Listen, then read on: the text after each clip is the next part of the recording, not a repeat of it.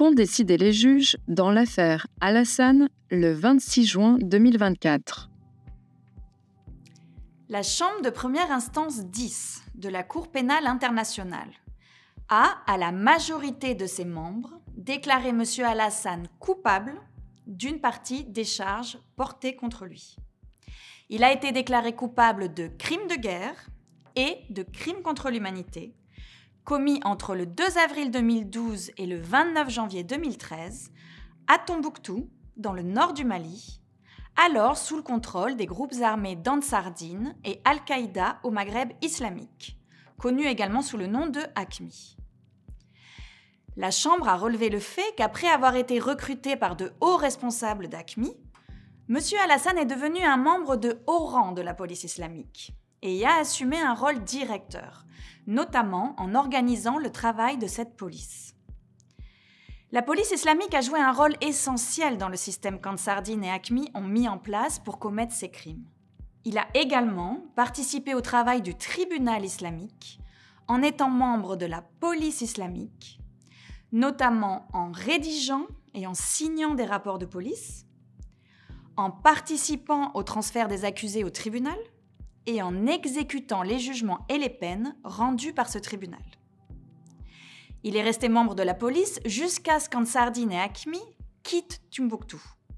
Ainsi, M. Alassane a apporté une contribution au système mis en place par Ansar-Dine et AQMI.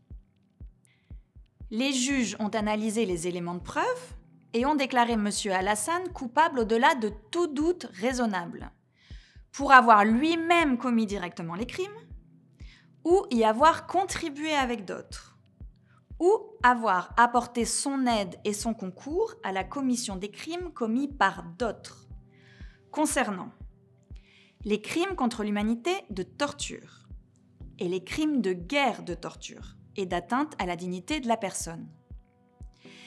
Il a également été reconnu coupable pour avoir contribué aux crimes perpétrés par d'autres membres d'Ansar-Dine et AQMI, concernant les crimes de guerre de mutilation, de traitement cruel et de prononcer des condamnations sans un jugement préalable rendu par un tribunal régulièrement constitué, assorti des garanties judiciaires généralement reconnues comme indispensables, ainsi que les crimes contre l'humanité de persécution et d'autres actes inhumains. Sur quelle base la Chambre a-t-elle conclu que M. Alassane est coupable ? Pour prendre sa décision, la Chambre a examiné tous les éléments de preuve soumis au cours du procès, notamment des documents, des témoignages et des déclarations de témoins oculaires et de témoins privilégiés. Au cours de 195 audiences, 52 témoins oraux ont été appelés par l'accusation et 22 témoins de la défense ont comparu en salle d'audience. Les représentants légaux des victimes, représentant 2196 victimes dans cette affaire, ont également appelé 2 témoins à témoigner. 7896 documents ont été enregistrés lors de ce procès, totalisant plusieurs milliers de pages, et 13 275 éléments de preuve ont été soumis. Quelle peine pourrait être prononcée à l'encontre de M. Alassane et quand ? Une ordonnance fixant le calendrier de la procédure pour le prononcé de la peine sera rendue sous peu. Les juges peuvent prononcer une peine d'emprisonnement, à laquelle peut s'ajouter une amende ou la confiscation des profits, biens et avoirs tirés directement ou indirectement du crime commis. Une peine d'emprisonnement ne peut excéder 30 ans, mais si l'extrême gravité du crime le justifie, la Cour peut prononcer une peine d'emprisonnement à perpétuité. Afin de déterminer la peine à l'encontre de M. Alassane dans cette affaire, la Chambre recevra des observations des parties et des participants concernant la possible peine. Les juges pourront prévoir aussi une audience pour discuter des questions relatives à la peine et recevoir éventuellement des preuves supplémentaires. M. Alassane restera en détention jusqu'à ce moment-là. Pourquoi M. Alassane a-t-il été acquitté de certaines des charges présentées par le procureur.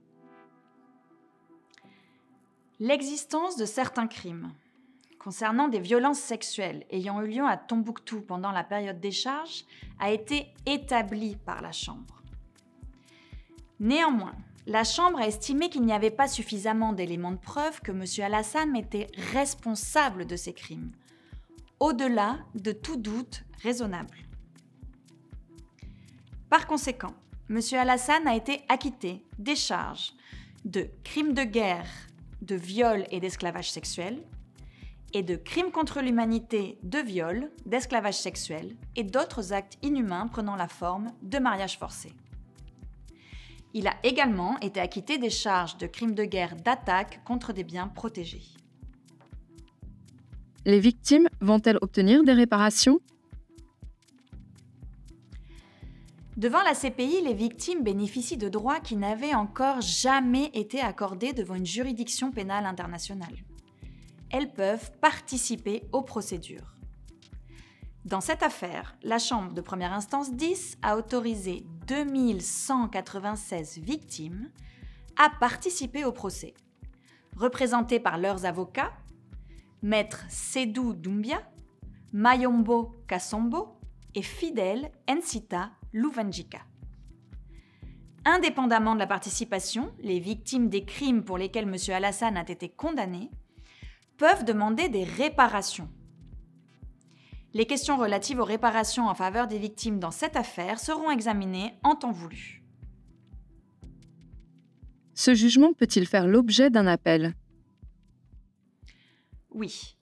Le procureur ou la personne déclarée coupable ont 30 jours pour faire appel de cette condamnation, auquel cas la question sera portée devant la chambre d'appel de la CPI.